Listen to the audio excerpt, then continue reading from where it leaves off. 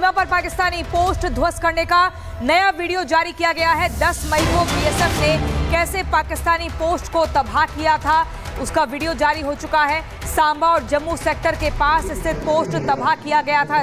ये देखिए आपके टीवी स्क्रीन पर, यही वो वीडियो है जो जारी किया गया है। 10 मई 2025 की तारीख, पाकिस्तानी पोस्ट ध्वस्त करने का ये नया वीडियो। बीएसएफ ने पाकिस्तान पोस्ट को तबाह किया था, एक बड़ी सफलता। कैसे एक ठोस रणनीति के तहत ऑपरेशन सिंदूर के दरमियान इस पाकिस्तान पोस्ट को तबाह किया गया। सांबा और जम्मू सेक्टर के पास स्थित ये पोस्ट, जिसको एकदम ध्वस्त कर दिया गया, तबाह किया गया, उसी का ये वीडियो जारी किया गया है। तो हर रोज नए वीडियो सामने आ रहे हैं, लेकिन धमाके की आवाज सुनिए आप।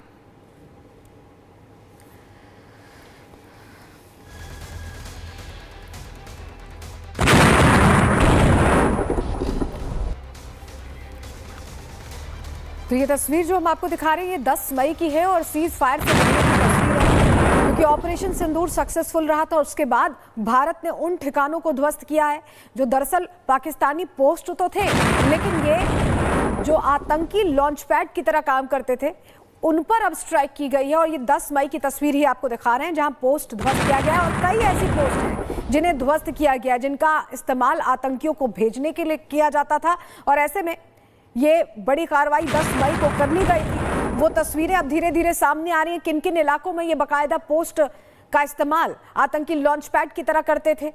और क्योंकि हमारे पास इनपुट्स थे, तो ऐसे में इन पोस्ट को ध्वस्त किया गया है। एक बार तस्वीर आपको दिखा रहे हैं, आप धमाके की आवाज सुन पा रहे हैं। और आप ये तस्वीरें देखिए, ये वो तस्वीरें हैं जो बता रही हैं कि कैसे भारत रणनीतिगत तरीके से इनपुट्स मिलने के बाद काम करता है। आप देखिए, टारगेट 1, 2, 3 और 4 ये वो पोस्ट हैं जिनका इस्तेमाल आतंकी भेजने के लिए पाकिस्तान करता था। बात होती थी कि ये पाकिस्तानी रेंजर्स की पोस्ट है, लेकिन इसमें आतंकी छिपे होते थे, उनके लिए एक ये सेफ बंकर का काम करता था। ऐसे में इन पोस्ट को ध्वस्त करके वो ठिकाने जो बिल्कुल एलओसी के पास थे, बिल्कुल बॉर्डर के करीब थे, जहां से इन्फिल्ट्रेशन की बहुत कोशिशें होती थी, उन कोशिशों को हमने ध्वस्त कर दिया है और अपने आप में बड़ी मैसेजिंग भी दी है। हमारे साथ हमारे सहयोगी गुरसिमरन सीधे जुड़ रहे हैं, उनका रुख कर रहे हैं। गुरसिमरन, जो कार्रवाई हमने 10 मई को की थी, जो अलग अलग पोस्ट थी जिन्हें ध्वस्त किया, अब हमने क्लियर कर दिया है कि उस एरिया को भी हमने क्लियर कर दिया है जहां से ये बॉर्डर्स के पास इन्फिल्ट्रेशन की कोशिश करते थे।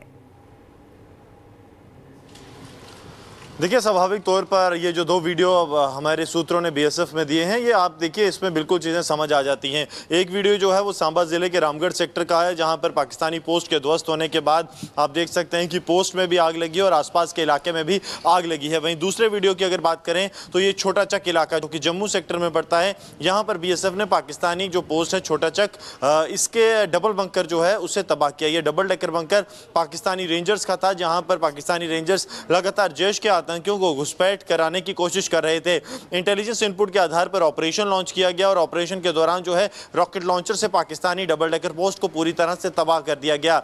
ये तस्वीरें जो 10 मई की हैं, ये ना सिर्फ ये बताती हैं कि पाकिस्तान को कितना नुकसान पहुंचा है, बल्कि ये भी बताती हैं कि 10 तारीख को वो कौन सा कहर था जो पाकिस्तान के ऊपर आया, जिसकी वजह से पाकिस्तानी सरकार, खासतौर पर पाकिस्तानी सेना जो है वो घुटनों पर आई और उसने भारत के साथ युद्ध विराम के लिए कॉल तक कर डाला। क्या कारण था जो पाकिस्तान इंटेलिजेंस इनपुट मिलने के बाद ही भारत ने मल्टीपल स्ट्राइक किया। आपका बहुत शुक्रिया हमारे साथ जुड़ने के लिए। इसी बीच में बता दूं, आतंकी मुल्क आतंकिस्तान को सबक सिखाने के लिए भारत हर मोर्चे पर काम कर रहा है। साम दाम दंड भेद की रणनीति के तहत भारत न सिर्फ अपनी सीमा पर पाकिस्तान की हरकतों को जवाब देने के लिए तैयार है, बल्कि पाकिस्तान के दुश्मनों के साथ भी अपने साथ जोड़कर उनको एक सजा देने वाला है। कैसे, ये रिपोर्ट देखिए।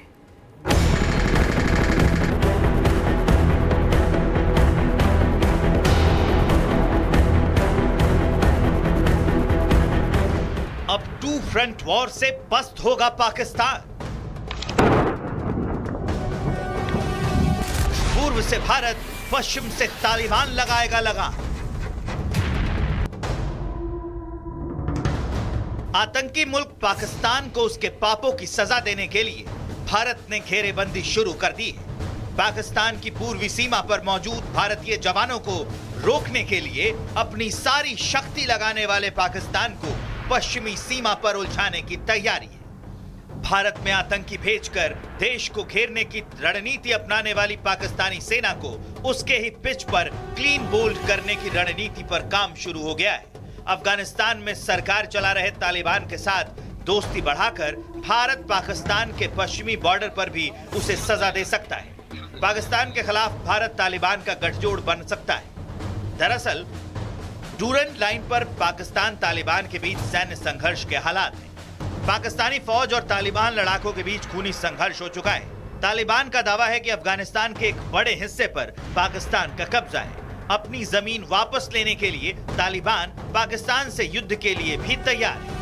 पाकिस्तान के खिलाफ तालिबान को भारत अपना समर्थन दे सकता है।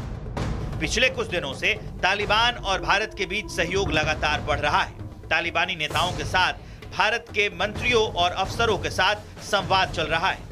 15 मई को भारत के विदेश मंत्री एस जयशंकर ने अफगानिस्तान के कार्यकारी विदेश मंत्री अहमद खान मुतक्की से पहली बार आधिकारिक तौर पर बातचीत की। सबसे अहम पहलू यह है कि भारत की सरकार के अब तक राजनयिक स्तर पर अफगानिस्तान के तालिबान प्रशासन के साथ संपर्क नहीं है, लेकिन अब राजनीतिक स्तर पर दोनों देशों की पहली बार बातचीत हुई है। इसमें काबुल नदी पर शहतूत बांध परियोजना को आगे बढ़ाने को लेकर चर्चा हुई। शहतूत बांध परियोजना के लिए भारत $236 मिलियन की वित्तीय और तकनीकी सहायता उपलब्ध कराएगा, जिससे काबुल नदी का पानी जो पाकिस्तान जाता था उसे रोक दिया जाएगा। काबुल नदी का पानी पाकिस्तान के पश्चिमी हिस्से के लिए लाइफलाइन जैसा है। दूसरी तरफ अफगानिस्तान से आने वाले 160 ट्रकों को एंट्री की मंजूरी दे दी गई है। सूखे मेवे से भरे ये अफगानी ट्रक अटारी बॉर्डर से भारत आएंगे। आपको बता दें कि बलूचिस्तान में भी बगावत हो चुकी है। आधे से ज्यादा बलूचिस्तान में पाकिस्तान का नियंत्रण खत्म हो चुका है। अब तालिबान के साथ तीखे तेवरों के बाद पाकिस्तान का नया वॉर फ्रंट खुलने जा रहा है, जबकि भारत के साथ उसका तनाव जगजाहिर है। मतलब एक साथ पाकिस्तान की आतंकी फौज को मल्टी वॉर फ्रंट पर घेरने की तैयारी हो चुकी है। Bureau report, Republic Bharat. क्योंकि हम मल्टी फ्रंट की बात कर रहे हैं तो वहां पर हमने स्ट्राइक किया, वाटर स्ट्राइक की अब बात कर लेते हैं, जो लगातार भारत पाकिस्तान पर कर रहा है।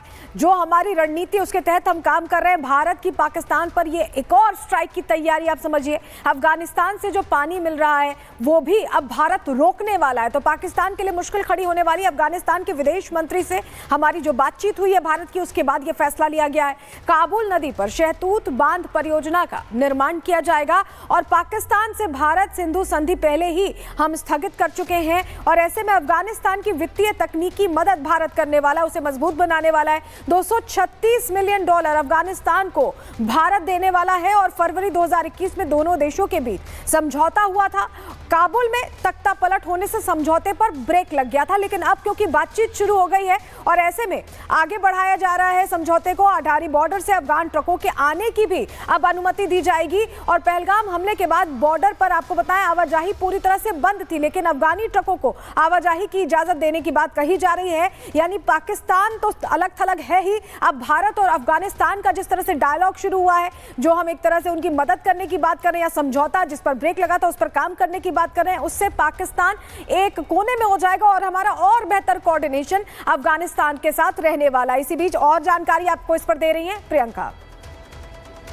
देखिए, अब वो समय दूर नहीं जब भारत रक्षा क्षेत्र में भी दूसरों को सामान बेचेगा और भारत वो फाइटर जेट्स बनाएगा जिसका लोहा पूरा विश्व मानेगा, क्योंकि अब देश में होने जा रही है फाइटर जेट को और सशक्त और मजबूत बनाने की तैयारी। कैसे, इस रिपोर्ट में देखिए।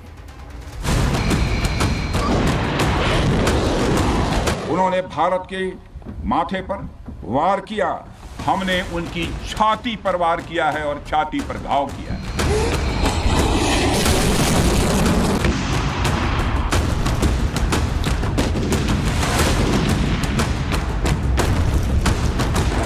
पाकिस्तान के 11 एयरबेस पर दुनिया ने आत्मनिर्भर भारत की तस्वीर देखी।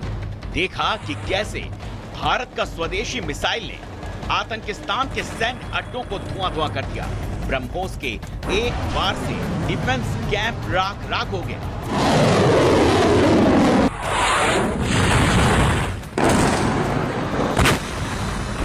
भारत ने जिस तरह से पहलगाम हमले का बदला लेने के लिए स्वदेशी हथियारों का इस्तेमाल किया, उससे समूचा विश्व एक बार फिर भारत का लोहा मान रहा है। और यही वजह है कि एक बार फिर से तेजस जैसे स्वदेशी फाइटर प्लेन के बाद अब देश बहुत जल्द कुछ और आधुनिक लड़ाकू विमान बनाने की तैयारी में है। दावा किया जा रहा है कि अगले कुछ सालों में भारत लड़ाकू विमानों के निर्माण में आत्मनिर्भर बन जाएगा। और इसकी जानकारी दी है तेजस के पूर्व डिजाइनर कोटा हरिनारायण ने। उनके मुताबिक देश में फाइटर प्लेन को बनाने का इकोसिस्टम डेवलप हो चुका है। स्वदेशी एयरक्राफ्ट बनाने की टेक्नोलॉजी बेहतर हुई है। भारत कुछ साल में एयरफोर्स की जरूरत के हिसाब से हर कैटेगरी में फाइटर जेट बनाने लगेगा। तेजस के लिए जो तकनीकी बनाई गई है उससे छोटे मध्यम आकार के और बिना पायलट वाले विमानों में भी इस्तेमाल किया जा रहा है। जब हथियार देसी होते हैं तो प्रहार की शक्ति जबरदस्त हो जाती है। आतंक के खिलाफ भारत की हाहाकारी शक्ति का एहसास पाकिस्तान को हो चुका है। और अगर अब भी पाकिस्तान आतंक से दोस्ती की अपनी राह नहीं छोड़ता तो फिर पाकिस्तान की कब्र खुदने से कोई नहीं रोक सकता।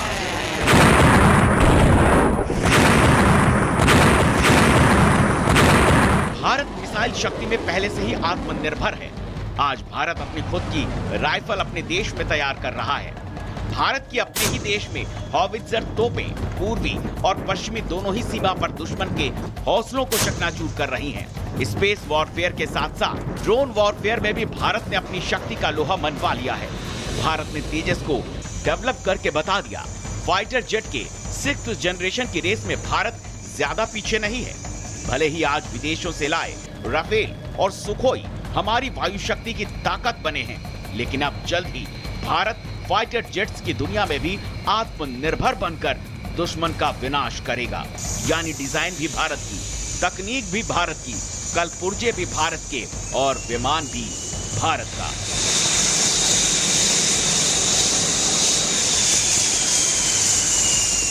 साफ है, जिस सुखोई और राफेल को भारत अब तक ज्यादा कीमतों पर विदेशों से आयात करता था, अब उससे बेहतर और आधुनिक फाइटर प्लेन भारत में निर्मित होंगे, जो पंजाब बॉर्डर से लेकर भारत चीन बॉर्डर पर स्थित एयरबेस पर तैनात किए जाएंगे, जिससे न सिर्फ पाकिस्तान की घिघी बंध जाएगी बल्कि ड्रैगन की भी नींद उड़ जाएगी। Bureau report, Republic Bharat.